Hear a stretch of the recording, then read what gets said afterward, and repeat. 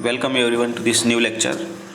In this today's lecture, we are going to discuss about Kirchhoff's voltage law. Last लेक्चरमध्ये आपण Kirchhoff's current law बघितला आणि त्या current लॉचे problems बघितले. Okay, what is Kirchhoff's current law? KCL, Kirchhoff's current law, and Kirchhoff's voltage law is short termed as KVL. Kirchhoff's voltage law, here Kirchhoff's current law. Kirchhoff's current law means what? Algebraic sum of currents at the junction is equal to 0. जंक्शनच्या ठिकाणी जेवढे currents आहेत त्या सर्वांची बेरीज काय येईल? Summation of current is equal to 0.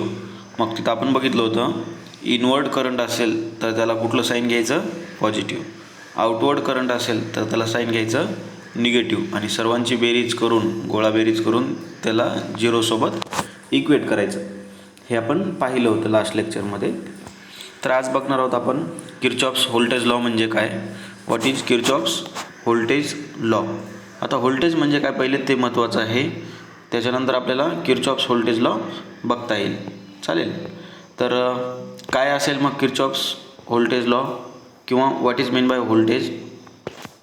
Voltage म्हणजे काय? तर मराठीमध्ये व्होल्टेजला आपण म्हणतो विभवांतर, किंवा त्याला म्हणतो potential difference. Okay, which is denoted by letter V. Right. We have Ohm's law. Ohm's law is there for this voltage or for this potential difference V, which is equal to I into R. The potential difference in a conductor or across a conductor is given by the product of current I and resistance R. Okay, resistance, this is the resistor. Resistance is expressed or denoted in ohm. It is measured in letter ohm. Now the unit for current is ampere and for potential difference is volt. Okay, now V is equal to IR is the Ohm's law. Which law is this? Ohm's law. Ohm's law हा ओहमचा नियम आहे. या ओहमच्या नियमानुसार आपण काय करू शकतो? V is equal to IR. हा आहे ओहम्स लॉ. ओहमच्या नियमानुसार आपण पोटेन्शियल डिफरन्सला I इंटू R असं लिहू शकतो. म्हणून इथे लिहिले बघा, summation of IR. Summation of IR म्हणजे समेशन ऑफ V आहे ते. ॲक्च्युली समेशन ऑफ V म्हणजे summation of IR. Kirchhoff's current law जो होता तो करंटबद्दल होता. आता व्होल्टेज लॉ जो आहे तो व्होल्टेज आणि EMF या दोन्हीबद्दल आहे. EMF म्हणजे काय? सोर्स. EMF म्हणजे काय ते बघून घ्या लगेच. आता आपल्याकडं दोन प्रकारचे सोर्स आहेत. एक आहे हा सिम्बॉल असलेला सोर्स, आणि दुसरा आहे या सिम्बॉलवाला सोर्स. काय फरक आहे दोन्हीमध्ये? दोन्हीमध्ये फरक आहे, हा सोर्स आहे AC सोर्स आणि हा आहे DC source. AC means what? Alternating current, आणि DC means what? Direct current. हा डायरेक्ट करंट आहे, ह्यालाच आपण म्हणतो बॅटरी. ओके, ह्याला जे म्हणतो ते बॅटरी आहे. हे AC आहे डायरेक्ट, म्हणजे याच्यामध्ये सायकल्स असतात, पॉझिटिव्ह आणि निगेटिव्ह सायकल्स. इथं सायकल्स नसतात. हा डायरेक्ट करंट आहे, अशा पद्धतीने असेल स्टेबल. आणि AC मध्ये काय असणार आहे? सायकल्स असणार आहेत अशा पद्धतीच्या. आता इथं मोठ्या टर्मिनलला आपण म्हणतो पॉझिटिव्ह, छोट्या टर्मिनलला म्हणतो निगेटिव्ह. तर इथं जे काही फोर्स तयार होणार आहे त्या फोर्सला नाव आहे इलेक्ट्रोमोटिव्ह फोर्स, EMF. लक्षात आलं? EMF means electromotive force. Okay, now EMF means the force due to this battery. This is negative sign, this is positive sign.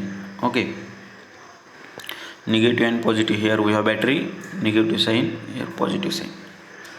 Now this is the junction. How many junctions are there? Basically 2 junctions are there, 2 loops are there. You can see like this, and so many branches, 3 or 4 branches are there. Now we can solve this by using Kirchhoff's voltage law. Kirchhoff's current लॉमध्ये फक्त आपण करंटबद्दल discussion केलं होतं, पण जर आपण डायग्रामकडे व्यवस्थित बघितलं तर त्याच्यामध्ये आपल्याला दिसतात रेजिस्टन्सेस, त्याच्या अक्रॉस अप्लाय केलेली बॅटरी म्हणजे potential difference V, resistance R, आणि ह्याच्यामधून फ्लो होणारा करंट किती असतो आय. म्हणून 3 गोष्टी आहेत आपल्याकडं, कुठल्या व्ही, आय आणि आर. हे 3 गोष्टी असल्यामुळं मग आपल्याला ओहम्स लॉ वापरावा लागतो. V is equal to I R, right.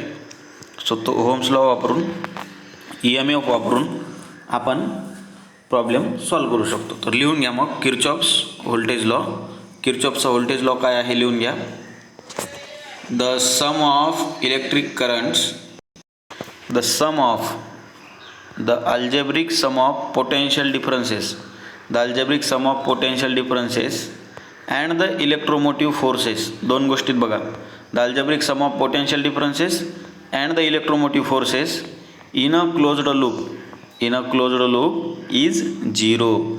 एखाद्या क्लोज्ड लूपमध्ये जर आपण पोटेन्शियल डिफरन्स घेतलं, त्या पोटेन्शियल डिफरन्सचा आणि इलेक्ट्रोमोटिव्ह फोर्सचा जर बेरीज केली, अल्जेब्रिक सम केली, तर ती किती येणार आहे 0 येणार आहे. 0 येणार आहे म्हणजेच कॉन्झर्वेशन असणार आहे, conservation of energy, conservation of electric energy. कारण EMF जेवढं आहे, जेवढं इनवर्ड EMF तेवढंच आउटवर्ड EMF. जसं करंटमध्ये बघितलं होतं, जेवढा इनवर्ड चार्ज तेवढाच outward charge, right. For inward and outward charges there is a conservation of charge, and for EMF there is a conservation of energy. 2 गोष्टीत बघा, कॉन्झर्वेशन ऑफ चार्ज आहे आणि conservation of energy. Now Kirchhoff's voltage law काय सांगतोय, पहिले definition समजून घ्या, statement समजून घ्या. The algebraic sum of potential differences, algebraic sum of potential differences म्हणजे V, algebraic sum of potential differences and the electromotive forces in, electromotive forces म्हणजे E, V आणि ई यांची बेरीज काय असते, in a loop is 0. The algebraic sum of potential differences, potential difference म्हणजे काय, product of current and resistance, IR, IRचा product म्हणजेच पोटेन्शियल डिफरन्स व्ही. या पोटेन्शियल डिफरन्सची सम प्लस EMFची सम 0 सोबत इक्वेट करायची आहे. The algebraic sum of potential differences and the electromotive forces in a loop is 0, in a closed loop is 0. Okay, इथं starting point असेल तर ह्या अशा क्लोज्ड लूपमध्ये algebraic sum of potential differences and algebraic sum of EMF is equal to 0. Now algebraic sum of potential differences म्हणजे V is equal to IR येणार आहे. आता इथं महत्त्वाची गोष्ट आहे ती म्हणजे साइन कन्व्हेन्शन. साइन कन्व्हेन्शन म्हणजे काय, sign convention is very important. जसं आपण किर्चॉफ्स करंट लॉमध्ये साइन कन्व्हेन्शन बघितलं होतं. जर इथं जंक्शन असेल आणि अशा पद्धतीनं जर डायग्राम बघितले आपण, इनवर्ड आउटवर्ड, तर ह्या डायग्राममध्ये बघा, मध्ये येणारा करंट असेल त्याला आपण काय घेतलं, पॉझिटिव्ह साईन, आणि बाहेर जाणारा करंट आहे त्यांना negative sign. It was easy, we did it. Now there is a problem with the sign convention for potential differences. which sign we should take, either we will have to take the positive sign or negative sign. This is dependent on the loop and the direction of the loop. Now while tracing a loop through a resistor, if we are traveling along the direction of conventional current, आपली direction आणि करंटची direction जर same असेल तर potential difference काय घ्यायचा आहे, negative. सरळ आणि सोप्या भाषेमध्ये हा लॉ समजून घ्या किंवा साइन कन्व्हेन्शन समजून घ्या. ते म्हणजे समजा आपण एखाद्या प्रवासाला निघालो, तर आपल्या सोबत जे आहेत ते सोबत असल्यामुळं काही वेळेस आपण जास्त इंटरॅक्शन नाही करत. समोरून जर कोणी आला, फॉर एक्झाम्पल सांगतो मी, समोरून जर कोणी एखादा तुमचा मित्र आला तर तुम्ही काय करता, त्याला हँडशेक कराल किंवा त्याला बोलाल. Okay, so there is a positive bonding between you and that another person. It means that your direction and the direction of your friend are opposite. Then what will happen? You will stop, you will have the handshake. That's why plus sign. In between you peoples there is no handshake. Okay, it means that you are having same direction. Negative. तुम्ही कसंही लक्षात ठेवा. लक्षात ठेवण्यासाठी सोप्या पद्धती आहेत खूप साऱ्या. तुम्ही एक ट्रिक डेव्हलप करा आणि त्याच्यावरून हे साईन कन्व्हेन्शन लक्षात ठेवा.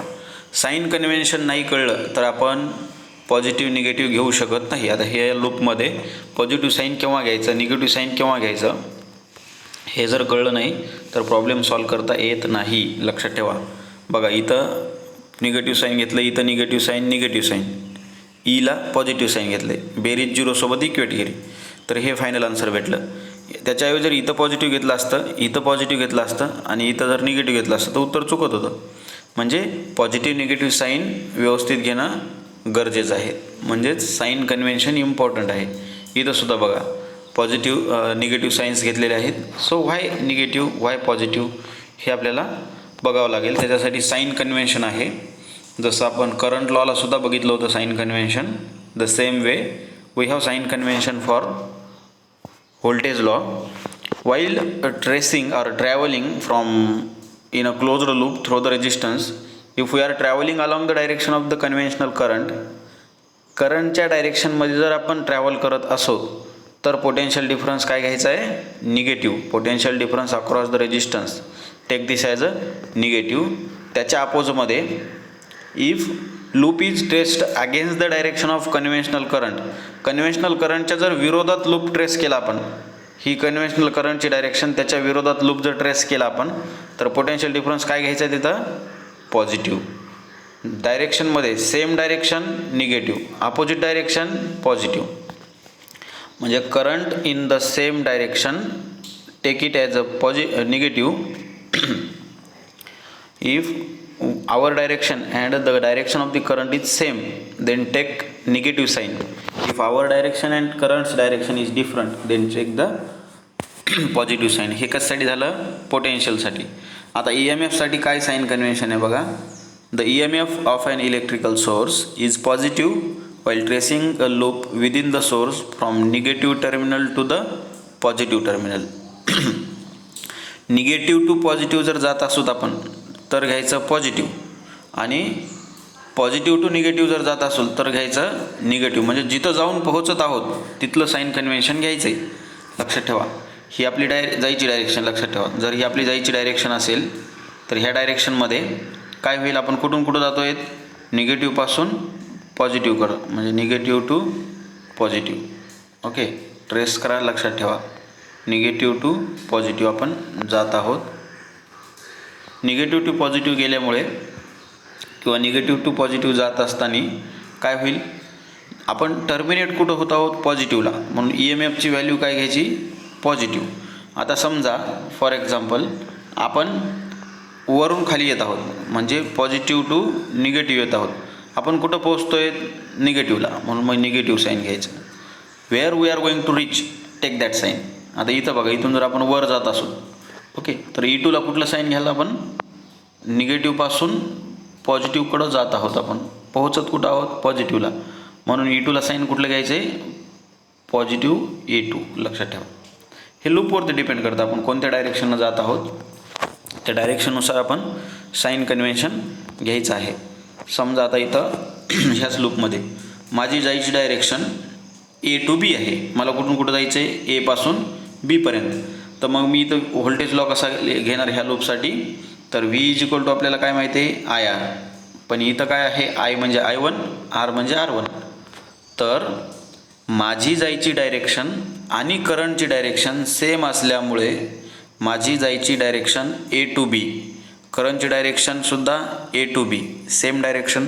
म्हणून मग मी काय करणार? पोटेन्शियल डिफरन्सला मायनस साईन घेणार. Same direction minus sign, opposite direction plus sign. Minus I1 R1 हा झाला पहिला व्हॅल्यू ह्याच्या अक्रॉसचं पोटेन्शियल. परत आता B to F जर जायचं असेल तर काय लिहिणार मी? -I3 येईल ना, हे I3 त्याच्या अक्रॉसचा रेजिस्टन्स. इथं परत I1 R2 सेम वे. मग आता EMF काय येईल इथं +E1 -2 प्लस जात असल्यामुळं प्लस येईल सेम वे. अशा पद्धतीचे आपल्याला लूप्स सोडवायचे आहेत. आता हा पहिला लूप कन्सिडर करा. पहिल्या लूपमध्ये मी तुम्हाला हे सांगतो समजून, बाकीचं तुम्हाला सोडवायचं आहे. ह्या लूपमध्ये बघा आपण कुठून कुठं जात आहोत. A B लूप कन्सिडर करा, लूप समजून घ्या. A B F G A म्हणजे A पासून निघलो आहे, परत A जवळ येऊन पोहोचलो आहे. तर याच्यासाठी आता पहिले इथं पोटेन्शियल डिफरन्स काढावा लागेल, नंतर इथं पोटेन्शियल डिफरन्स, इथं पोटेन्शियल डिफरन्स आणि इथं EMF. आपल्याकडं दोन गोष्टी आहेत, sum of V and sum of I म्हणजे IR plus V, right. IR plus EMF ह्या गोष्टी आपल्याला सॉल्व करायच्या आहेत. तर आता बघा ह्याच्यामध्ये साईन कन्व्हेन्शन वापरते वेळेस आपली ही जायची डायरेक्शन आहे. आपल्या जायच्या डायरेक्शनमध्ये काय होईल I1 R1, पण हे काय येईल आपली जायची डायरेक्शन आणि लूपची डायरेक्शन सेम असल्यामुळं मायनस साईन येईल. म्हणून मग पहिलंच इक्वेशन येणार आहे -I1 R1. इथं बघा -I1 R1, परत दुसरं -I3 R5, तिसरं -I1 R3 आणि EMF काय येणार आहे प्लस. EMF प्लसमध्ये येईल. इथं बघा I1 R1, इथं येईल I1 R5, इथं येईल I1 R3, minus sign minus sign minus sign तिघांना पण. फक्त EMFला प्लस साईन कशामुळे निगेटिव्ह टू पॉझिटिव्ह जात आहोत. इथं आलोत म्हणजे इथं आलोत आपण, इथं पोहोचलो म्हणजे ह्याचं इथपर्यंत आलो 2 3 आणि 4 टप्प्यामध्ये आपल्याला इक्वेशन समजून घ्यायचं आहे. 4 टप्प्यामध्ये घेते वेळेस आपल्याला 3 EMFच्या व्हॅल्यू येणार आहेत आणि 3 व्होल्टेजच्या व्हॅल्यू येणार आहेत, ज्याला की आपण पोटेन्शियल डिफरन्स म्हणतो V, आणि चौथी व्हॅल्यू आहे इलेक्ट्रोमोटिव्ह फोर्स बॅटरीची. तर बघा आता ह्या तिन्हीमध्ये -I1 R1, -I3 R5, -I1 R3 plus E कशामुळं, तर ते साईन कन्व्हेन्शन आपण बघितलं. याच्यावरून आपल्याला सांगता येईल E1 -I1 R1 -I3 R5 -I1 R3. Same way दुसऱ्या लूपसाठी सुद्धा आपण अप्लाय करू शकतो आणि फाइंड आउट करू शकतो व्हॅल्यूज, राईट. आता महत्त्वाची गोष्ट आहे ती म्हणजे एक important thing, Kirchhoff's first law कशासाठी आहे.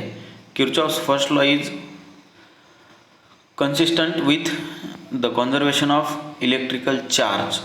फर्स्ट लॉमध्ये काय होतं, येणारा करंट आणि जाणारा करंट सेम असतो. जेवढा करंट येतोय तेवढाच करंट जातोय, म्हणजे तिथं काय होतंय चार्ज कॉन्झर्व्ड होते. चार्ज जेवढा काय आहे तेवढा काय होतं हे कॉन्झर्व्ड होत आहे. आता किर्चॉफ्स फर्स्ट लॉमध्ये चार्ज कॉन्झर्व्ह होतो. किर्चॉफ्स सेकंड लॉमध्ये काय होतं, Kirchhoff's voltage law is consistent with the law of conservation of energy. दुसऱ्या लॉमध्ये एनर्जी कॉन्झर्वेशन आहे, पहिल्या लॉमध्ये चार्ज कॉन्झर्वेशन आहे. आणि बाकीच्या ज्या गोष्टी आहेत त्याच्याबद्दलच्या त्या आपण पुढच्या लेक्चरमध्ये बघूया. साईन कन्व्हेन्शन आणि याच्यावरचे problems based on this. Kirchhoff's current law आणि व्होल्टेज लॉ लिहून काढा, काही अडचणी असतील तर विचारा. With this we will stop here and we will continue the remaining things in one of the next lecture. पुढच्या लेक्चरमध्ये आपण बघणार आहोत कुठल्या कुठल्या स्टेप्स आहेत किर्चॉफ्स लॉ वापरण्यासाठी, ओके, आणि कशा पद्धतीनं किर्चॉफ्स लॉ वापरून हे लूप सॉल्व करायचे, व्होल्टेज लूप आणि करंट लूप, कुठल्या मेथड्स आपण वापरू शकतो हे आपण पुढच्या लेक्चरमध्ये पाहणार आहोत. तर दोन लॉ आहेत आपल्याकडे किर्चॉफ्सचा, व्होल्टेज लॉ एक आहे आणि करंट लॉ एक आहे. हे दोन्ही नियमांचा वापर करून आपल्याला दिलेली डायग्राम सोडवता येते आणि कॅल्क्युलेशन्स करता येतात करंट आणि व्होल्टेज कॅल्क्युलेट करण्यासाठी. फक्त एक लक्षात ठेवा फॉर नाऊ की किर्चॉफ्स जो करंट लॉ आहे त्या करंट लॉमध्ये चार्ज कॉन्झर्व होतो आणि किर्चॉफ्सचा व्होल्टेज लॉ आहे त्याच्यामध्ये एनर्जी कॉन्झर्व होते. Charge conservation Kirchhoff's first law, charge conservation, energy conservation, Kirchhoff's second law, right? With this we will stop here, and we will continue the remaining things in one of the next lecture. Bye for now and have a nice day. Thank you everyone.